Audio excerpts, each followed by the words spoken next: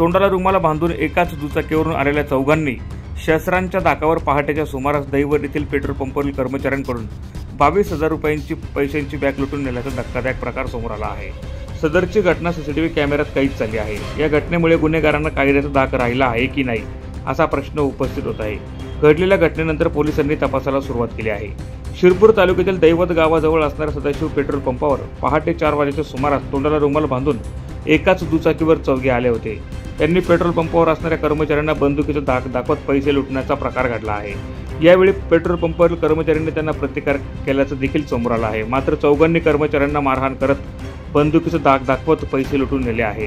घडलेल्या घटनेची माहिती मिळताच पेट्रोल पंप येथील कर्मचाऱ्यांनी पोलिसांना दिली। पोलिसांनी तात्काळ घटनास्थळी धाव घेत सीसीटीव्ही फुटेज तपासले आहे।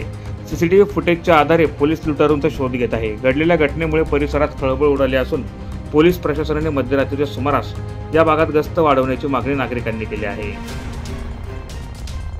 ब्युरो रिपोर्ट, माझा महाराष्ट्र न्यूज, शिरपूर।